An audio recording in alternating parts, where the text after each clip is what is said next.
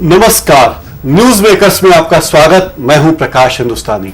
आज इस कार्यक्रम में हमारे खास मेहमान हैं इंदौर के सबसे बड़े वार्ड क्रमांक 37 के पार्षद और बीजेपी के प्रमुख कार्यकर्ता श्री जितेंद्र सिंह बुंदेला जी। आपका बहुत बहुत स्वागत है हमारे स्टूडियो बुंदेला जी। ये बताइए, सारे पार्षद, बीजेपी के पार्षद, खास करके विधानसभा क्षेत्र क्रमांक 2 के पार्षद महापौर श्री कृष्ण मुरारी मौके के खिलाफ क्यों हो गए और क्यों गालियां दे रहे हैं उन्हें? नहीं, कोई भी व्यक्ति खिलाफ नहीं है और छोटी मोटी जो समस्या है वो पार्टी फोरम में रखना उसका विरोध नहीं मानते। महापौर जी हमारे पितामह हैं, इस शहर के पितामह हैं, हमारे बहुत आदरणीय हैं, संपूर्ण भारतीय भाजपा के बहुत आदरणीय हैं और हम हमारे पिता तुल्य हैं। हम उनका कभी भी अपमान ना करते हैं ना सहन करते हैं। पर आप ही पार्टी की महिला पार्षद जाके तू तुकारे से बोल आई, उन्हें अपशब्द कहाई और आप सब लोग साथ में थे। नहीं, बिल्कुल तू तुकारे से किसी भी पार्टी के कार्यकर्ता ने ना पार्षद ने किसी भी प्रकार ने तू तुकारे से किसी प्रकार की कोई वार्तालाप नहीं हुई है। और जो आपने सुना या अखबारों में छपा वो पूर्णतः मैं समझता हूं कि मनगढ़ंत है। ऐसा कहा जाता है कि इंदौर के क्षेत्र क्रमांक 2 के तमाम पार्षद योजनाबद्ध तरीके से महापौर पे हमला कर रहे हैं। नहीं, ये पूर्णतः असत्य है। ऐसा कोई योजनाबद्ध तरीके नहीं, बल्कि हमें तो आदरणीय रमेश जी ने, आदरणीय कैलाश जी ने ये कहा है कि अधिक से अधिक मुख्यमंत्री के कार्यक्रम में लोग पहुंचे और सामाजिक जो संगठनों से जुड़े हैं, उद्योगों से जुड़े हैं और ऐसे प्रतिष्ठित लोगों को आप पहुंचाने में मदद करें। क्योंकि वो पार्टी का कार्यक्रम नहीं है और पार्टी का कार्यक्रम होता तो हम भारतीय जनता पार्टी के कार्यकर्ताओं को ले आते, क्योंकि वो आम जनता का आयोजन है। आप आरएसएस के पुराने कार्यकर्ता हैं? जी। कब से आप आरएसएस में थे? मैं समझता हूँ बहुत छोटा बाल्यकाल से। और फिर आप सक्रिय हो गए बीजेपी में? हाँ। पत्रकार भी रहे हैं आप? कहाँ? हाँ। कब पत्रकार रहे और क्यों छोड़ दी पत्रकारिता? मैं नई दुनिया में सबसे पहले मैं प्रेस लाइन में सन 80 में मैं नवभारत में था। 83 में मैं दैनिक भास्कर में आया और 6 दिसंबर 86 से नई दुनिया में रहा। और क्योंकि मेरा जो धीरे धीरे जनता की समस्याएं प्रेस के माध्यम से हल कराता था, कभी ये नहीं सोचा था कि मैं राजनीति में आऊँगा। मैं एक सामाजिक कार्यकर्ता था और आज जितने भी आयोजन कार्यक्रम हो रहे हैं और जितने भी योजना बना के हम शासन से पैसा मंजूर करा के ला रहे हैं, वो मैं समझता हूं कि जो भी मैंने प्रेस में सीखा कि किस प्रकार से फंड कहीं से कैसे स्वीकृत कराया जाता है, वो आम जनता उसका लाभ ले रही है। और हमारे कहीं दिक्कत आती है तो हमारे मार्गदर्शक हैं आदरणीय कैलाश जी, रमेश जी, उनका पूरा हमको मतलब मदद मिलती है और वो हमारी पूरी तरह समस्याएं सुन के वो निराकरण करते हैं। सबसे बड़ा वार्ड है आपका इंदौर शहर में? जरूर। कितनी आबादी होगी साहब? लगभग 1.5 से पौने 2 लाख। 1.5 से पौने 2 लाख लोगों को प्रतिनिधित्व आप करते हैं। जरूर। तो आप कैसे चुनाव जीत गए वहां पे? किस तरह की रणनीति आपने रखी कि आप जीत गए वहां? रणनीति नहीं, हमने किसी प्रकार की किसी का विरोध नहीं किया। रामायण मंडल के सभी सदस्य और भारतीय जनता पार्टी के कर्मठ कार्यकर्ता और कैलाश जी, रमेश जी का मार्गदर्शन ने चुनाव मुझे जिताया। और चुनाव जीतते ही आपने भारी दादागिरी शुरू कर दी, अवैध काम रुकवाने के नाम पे। हमने सुना कि पुलिस वाले रोते हैं आपके नाम पे कि उनकी बंदियां बंद करवा दी आपने। क्षेत्र में जो अवैध काम चलते थे उसका मैं पूरी तरह विरोधी हूं और था, और जितने भी अवैध काम होते थे टोटल बंद करवा दिए। जैसे मैं मेरे क्षेत्र में एक भी शराब की और मटन की दुकान एक भी नहीं चलने देता हूं। और एक मेरे वार्ड में मानता हूं कि वो शासन की शराब की दुकान है, वो मेरे वार्ड के लिए कलंक है, पर किसी प्रकार की शराब, जुआ, सट्टा, गांजा, भांग, किसी प्रकार जितनी कुछ भी नहीं चलने देता हूं। मतलब ये आप दादागिरी से करते हैं कि प्यार मोहब्बत से करते हैं? प्यार मोहब्बत। मतलब आप प्यार मोहब्बत से कहते हैं कि भाई अवैध धंधा बंद करो, लोग अवैध धंधा बंद कर देते हैं। इतनी दादागिरी आपकी? नहीं, दादागिरी होती नहीं है भाई। वो उनका कहना है कि भाई हम आप तो सहयोग करो, उनके आपसे सहयोग चाहिए ही नहीं। हम आपसे इतना सहयोग चाहिए कि आप अपने ये अनावश्यक काम ना करें। आप फल की दुकान चलाएं, आप फ्रूट की दुकान चलाएं, जूस चलाएं, होटल चलाएं। जरूरी है कि आप मटन की दुकान चलाएंगे? तो आपने इस तरह अवैध धंधे वालों ने, हमने सुना कि आपको काफी बंदी देने के प्रस्ताव भी रखे थे, वो बंदी आपने स्वीकार नहीं की। नहीं, क्यों करें। आज मैं एक चीज पूछना चाहता हूं। चलिए एक छोटा उदाहरण मैं आपके पास रखूं कि एक मटन वाला आए और वो कहे कि मैं आपको 20,000 दूं, 50,000 दूं। वो महीने में अगर 200 बकरे काटता तो और उसका पैसा मुझे देता, तो क्या 200 हत्याओं का पैसा मुझे नहीं आया? मैं उसका भागीदारी नहीं बना? यानी आप ठाकुर हैं लेकिन आप इन सब चीजों के घोर विरोधी हैं। विरोधी बराबर। आप खुद भी शराब वगैरह नहीं पीते? कुछ नहीं, मेरे खानदान में नहीं चलती शराब, गांजा, भांग। मेरे घर में अंडे भी प्रवेश नहीं है, प्रवेश निषेध है। आपने एक दो बाबा लोगों को भी चमकाया और कहा कि ये गांजे वांजा पीना बंद करो, ऐसा कुछ भी हुआ है? हाँ, थोड़ा सा क्या है कि साधु संतों के पास तो ये चलन रहता ही है कि वो चिलम लगाएं। कुछ उनके पास बच्चे थे, वो भी चिलम पीने लग गए थे क्षेत्र के, उसका बिल्कुल विरोध किया और वहाँ से भी बिल्कुल बंद हुआ कि गांजा वहाँ भी नहीं, ना पीते हैं ना, वो बिल्कुल बंद हो गया। वहाँ भी बच्चे हमारे क्षेत्र में बिगड़ रहे थे। गांजा पिएंगे स्वाभाविक रूप से, आज गांजा पिएंगे, कल से अवैध धंधों में संलग्न होंगे। इसका बिल्कुल विरोध किया और पूरी तरह बंद किया है।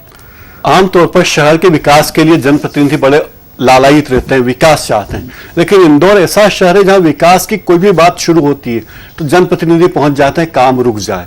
जंजीर वाला चौराहे से मालवा मिल वाली सड़क हो, जनप्रतिनिधि पहुंचते कि सड़क मत बनाइए, रोक दीजिए। पलासिया राजेंद्र माथुर तिराहे से लेकर 56 दुकान के पास बगीचे तक की सड़क की बात हो, जनप्रतिनिधि पहुंच जाते कि सड़क मत बनाइए। ऐसा क्यों? विकास विरोधी लोग क्यों हैं अपने शहर? अपना अपना नजरिया रहता है। हो सकता है कि उनके विकास में, उनकी जो विकास हो रहा है उससे उनकी कोई हानि हो रही हो, या इस बात में वो इस सड़क पे लोगों ने अवैध कब्जे कर रखे हैं, उन अवैध कब्जों को न हटाया जाए इसलिए नेता चिंता करते हैं। ये तो मैं नहीं बता सकता, पर मैं तो एक जो जितने कब्जे होते हैं उसका घोर विरोधी हूं। और मैं, आपने देखा होगा कि मेरे वार्ड में छोटी छोटी सी गलियां थी, मैंने कब्जे हटाकर उनकी चौड़ी चौड़ी गलियां कर, सड़कें बना दी। क्या क्या काम किया आपने आपके वार्ड में? मेरे वार्ड में जैसे वहां अंधेरा था, सेंट्रल, रात को माता बहनें नहीं आ सकती थी, सेंट्रल लाइटिंग लगा दी। सबसे पहले प्रकाश की व्यवस्था करी। उसके बाद पानी की एक बहुत विशाल टंकी बनाई है, लगभग 3 करोड़ की लागत से पानी की एक टंकी, प्लस उसमें लाइन डाल दी है 1 करोड़ की। और अभी हमने 5 करोड़ की लागत से स्कीम 78, संपूर्ण 78 में नई पानी की पाइपलाइन डल जाए, ऐसा बजट में हमने प्रावधान रखा 5 करोड़ रुपए का। और उसके लिए भी हैदराबाद की कंपनी ने उसका सर्वे कर दिया है और सर्वे रिपोर्ट भी संभवतः नर्मदा वालों को मिल गई है। इसी प्रकार राजीव आवास जो क्षेत्र है, वहां पानी के लिए बहुत संकट था। 80 लाख रुपए भी वहां के लिए, 24 घंटे हम पानी देने के लिए 80 लाख रुपए मंजूर हो गए हैं। उसका भी टेंडर कुछ दिनों में आने वाला है। इसी प्रकार 1-2-3 बड़ी सड़कें हैं, 1 करोड़ 65 लाख की एक बड़ी सड़क है, लगभग 1 किलोमीटर की, वो भी मंजूर हो गई, इसका टेंडर हो गया है। ऐसी 74 लाख की एक सड़क है जो स्कीम 114 की है, वो भी मंजूर हो गई है। इसी प्रकार एक 54 लाख की एक बड़ी सड़क है, वो भी मंजूर हो गई है। ऐसे ही आपका राजीव आवास से और महिंद्रा मोटर तक, इसमें सेंट्रल लाइटिंग लगाना है, वो भी मंजूर हो गई है। इसी प्रकार हम 30 बिस्तर का एक अस्पताल भी बना रहे हैं स्कीम 78 में, जिसमें वहां लगभग आसपास की जितनी आबादी है 5 लाख की, मैं समझता हूं कि 5 लाख की आबादी होगी। जैसे स्कीम 78 है और आपका रघुनंदन बाग है, गुलाब बाग है, और छोटी छोटी जितनी बस्तियां जुड़ी हुई हैं, उनका सब गरीब लोगों को उसका लाभ मिले। और ऐसा 30 बिस्तरों का अस्पताल हमने मध्य प्रदेश शासन के सहयोग से हम बना रहे हैं। आदरणीय कैलाश जी और रमेश जी का विशेष अथक प्रयास रहा है उस अस्पताल में, और वो मूर्त रूप ले रहा है और उसकी बिल्डिंग भी तैयार हो गई है और बहुत जल्दी उसको हम चालू करना है। AB रोड से अटल खेल संकुल तक जाने वाले रास्ते पे एक व्यक्ति ने, एक सेठ ने बंगला बना रखा, अवैध बंगला है, सड़क पर बना रखा है, उसे तोड़ने की कोई बात नहीं करता। AB रोड से अटल खेल संकुल, अटल खेल संघ नहीं, उसके लिए आदरणीय कैलाश जी ने तो विगत 2 वर्षों से 2-3 बार नोटशीट लिखी और शासन स्तर पर उन्होंने प्रयास किए और इंदौर विकास प्राधिकरण को यह निर्देशित किया है कि किसी भी हालत में वो कब्जा हटा दे। और मैं समझता हूं कि उसमें भी ईश्वर ने चाहा और सब जनता का मार्गदर्शन सहयोग मिला तो वो बहुत जल्दी रास्ता। एक गरीब आदमी केला गुमटी लेके रोजी रोटी चलाता है, कोई अंडे बेचता है, कोई बीड़ी बेच रहा है, कोई पान बेच रहा है, कोई ब्रेड बेच रहा है उसे तो आप तत्काल हटा देते हैं, लेकिन जो बड़े बड़े कार के शोरूम, बड़े बड़े बंगले वाले जो अतिक्रमण करके बैठे हैं जनता की जमीन पर, उसके खिलाफ कुछ अभियान नहीं चलता। एक्चुअली जो आप शालीमार के सामने जो राखोड़ी वाले बिल्डिंग की आप चर्चा कर रहे हैं, उस लगभग 200 करोड़ की वो बिल्डिंग है और वो मध्य प्रदेश शासन को उसका निर्णय लेना था। उसके लिए मैं अनेकों बार भोपाल गया, अनेकों बार आदरणीय हमारे कैलाश जी और रमेश जी भी अथक प्रयास में हैं कि वो रास्ता स्कीम 78 के लिए मिल जाए तो एक बहुत बड़ी उपलब्धि होगी और 78 के लिए भी बहुत बड़ी एक आशा बंधेगी कि जो गलियों में जाना पड़ता है, कानूनी तरीके से बनाया बंगला, वो अनुमति के विरुद्ध बना है। स्कीम 78 विकसित होने के पहले किस प्रकार बना, ये इंदौर विकास प्राधिकरण जाने, वहां के अधिकारी जाने, चूंकि उसका मैं समझता हूं नक्शा पास नगर नियम में नहीं है। तो जिसका नक्शा पास नहीं है, जो नियम से नहीं बना है, वो सड़क पे कब्जा करके बैठा और सरकार, आपके अधिकारी मंत्री केवल चिट्ठी पत्री लिखते रहते हैं। वो चूंकि इंदौर विकास प्राधिकरण को निर्णय लेना है, चूंकि जब स्कीम 78 विकसित हुई थी उस जगह उसको यह कहा गया था कि इस जमीन में से रास्ता देना पड़ेगा। उसने क्या करा, उसने उसकी शर्तों का उल्लंघन किया और बाद में हाईकोर्ट से भी वो केस हारा और अब स्थिति यहां तक आ गई है कि वो बहुत जल्दी वो मकान टूटेगा। लोग कहते हैं कि अभी जो काम इंदौर नगर निगम कर रहा है उसमें से अधिकांश की शुरुआत उमाशंकर शर्मा जी के वक्त हुई थी, अभी कोई खास नए काम नहीं हो रहे। नहीं, मैं मेरे वार्ड की बात करता हूं। मेरे वार्ड में जितने भी वर्तमान में काम हो रहे हैं, आदरणीय महापौर जी का उसमें बहुत योगदान है और मैं समझता हूं लगभग 15 करोड़ के काम मेरे वार्ड में अभी तक हो चुके होंगे। आपके वार्ड में रहने वाले बड़े बड़े पूंजीपति लोग हैं, बड़े बड़े डॉक्टर हैं, बड़े बड़े चार्टर्ड अकाउंटेंट हैं, भूतपूर्व IAS IPS हैं, पूर्व सांसद हैं, ये सब लोग आपके मोहल्ले में रहते हैं, इसलिए नगर निगम तत्काल वहां पर विकास की योजनाएं मंजूर कर लेता है। क्या गरीबों के मोहल्ले में भी विकास की योजनाएं वैसे मंजूर हो जाती? मैं समझता हूं कि मैं गरीबों की, आपने बात करी तो मैं बहुत अच्छी बात है। रघुनंदन बाग पे हमने सबसे पहले ध्यान दिया। वहां पर सड़कें नहीं थी, हमने संपूर्ण रघुनंदन बाग में सड़कें बना दी। हाँ। वहां पर प्रकाश की कोई व्यवस्था नहीं थी, वहां प्रकाश की व्यवस्था हुई। वहां पर पानी की कोई व्यवस्था नहीं थी, हमने पूरी रघुनंदन बाग में पानी की व्यवस्था कर दी है। लोग 1-1 किलोमीटर दूर पानी लेने जाते थे और वहां पर प्रत्येक घरों के सामने हम नल लगा दिए। आज वो बहुत खुश हैं। अधिकारी सुनते नहीं है, नगर निगम के अधिकारी पार्षदों की नहीं सुनते, वो महापौर के अलावा किसी की नहीं सुनते। और हाल यह कि आपकी पार्टी के एक पार्षद दिनेश पांडे जी को कचरे के ढेर पे बैठना पड़ा, बीमार हो गए, ऐसी हालत क्यों है? एक्चुअली क्या है कि पार्षद अपने हिसाब से अधिकारियों को फॉलो करें, व्यवस्थित तरीके से आप उनको समस्याएं बताएं, नहीं समझ में आए तो उनको अपनी गाड़ी में बिठा के क्षेत्र में घुमा दें। तो मैं नहीं समझता हूं कि अधिकारी आपकी ना सुनेंगे। आपको अधिकारी तंग करते हैं कि आपकी बात सुनते हैं? मेरे सभी जितने भी अधिकारी मेरी पूरी बात सुनते हैं। कभी कभी ये भी ऐसे भी होता है कि कोई फाइल रुक जाती है तो उनको गाड़ी में बिठा के मैं क्षेत्र घुमा देता हूं। जिस प्रकार 1 करोड़ 65 लाख की सड़क की मैं बताता हूं आपको बात, उस सड़क के लिए मैं जब CB सिंह साहब थे कमिश्नर, उनको मैंने घुमाया उस सड़क पे। उसके बाद आपके शर्मा जी कमिश्नर साहब थे, उनको सड़क पे ले गया कि आप ये देखो इस सड़क को स्वीकृत करना है। महापौर जी को कई बार लाया, वो हमको ठीक है, वो बहुत बड़ी सड़क थी, काफी फंड था, 1 करोड़ 65 लाख का मामला था। हो सकता है कि नगर निगम के पास फंड ना हो, पर वो सड़क स्वीकृत हुई और अधिकारियों ने पूरा सहयोग करा। 2-3 बार उसकी फाइल में जो सुधार करना था अधिकारियों ने सहयोग करके सुधार करा और फाइल मंजूर हुई, उसका टेंडर भी हो गया और बहुत जल्दी सड़क बनाएंगे। ये सुना कि इंदौर के बीजेपी के पार्षद महापौर के कहने के बजाय रमेश पेंदोला जी के इशारे पे काम करते हैं। नहीं, ये गलत सोच है। आदरणीय रमेश जी का कभी भी ये नहीं रहा है कि आप महापौर की मत सुनो, आप विकास कार्य करें और महापौर जी के का बिल्कुल उनको का सहयोग मिलता है। आदरणीय हमारे महापौर जी का भी सहयोग मिलता है और रमेश जी का भी अच्छा सहयोग मिलता है, कैलाश जी का भी सहयोग मिलता है। विकास कार्य में कभी बाधा नहीं हुई।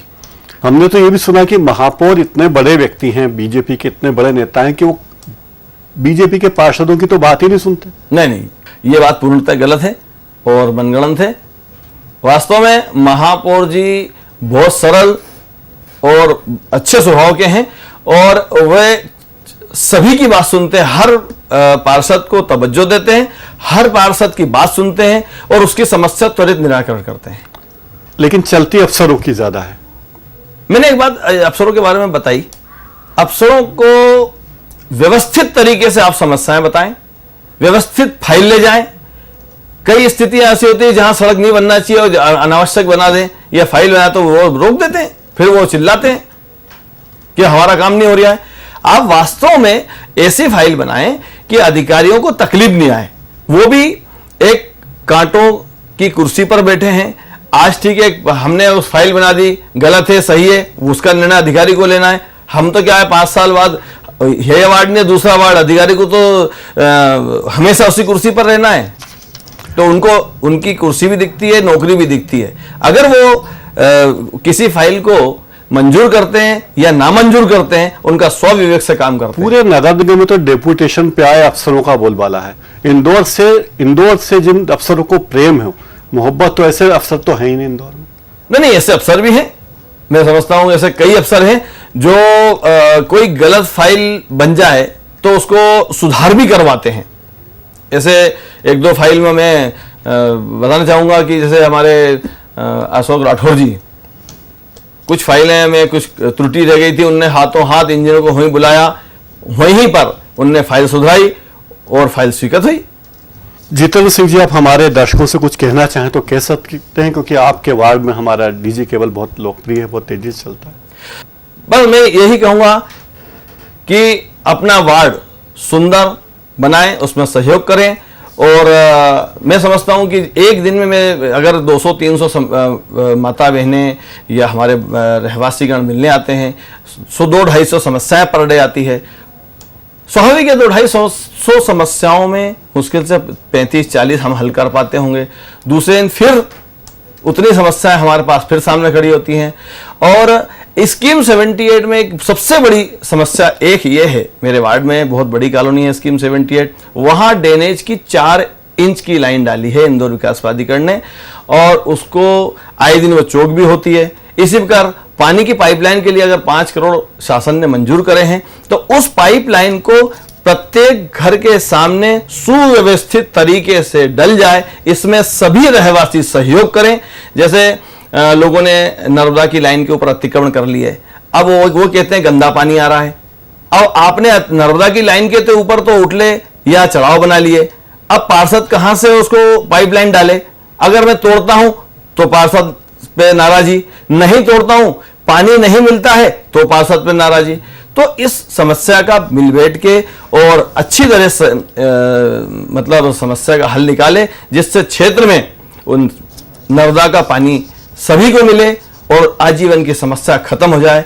ये सबसे बड़ी आज एक ज्वलन समस्या है कि प्रत्येक घर को पानी मिले, और उसी को ध्यान में रखते हुए हमने 5 करोड़ रुपए केवल स्कीम 78 के लिए मंजूर कराए हैं, और वो 5 करोड़ से एक एक घर को नर्मदा का शुद्ध जल मिले, ऐसी सबका सहयोग उसमें मुझे चाहिए। जितेंद्र सिंह जी, आप हमारे स्टूडियो पधारे, हमारे आग्रह पर आप उज्जैन से आए हमारे स्टूडियो में बातचीत में शामिल होने के लिए आपका बहुत बहुत धन्यवाद। धन्यवाद। न्यूज मेकर्स में फिलहाल इतना ही। आप हमारा ये कार्यक्रम YouTube पर जाकर भी देख सकते हैं। YouTube का URL स्क्रीन पर नीचे दिया गया है, या फिर आप YouTube पर जाकर सर्च कर सकते हैं news makers DG news Indore, और आप वहां हमारे तमाम वीडियोस देख सकते हैं। ये कार्यक्रम भी और अन्य कार्यक्रम भी आप वहां जाकर देख सकते हैं। आज इस कार्यक्रम में इतना ही। नमस्कार।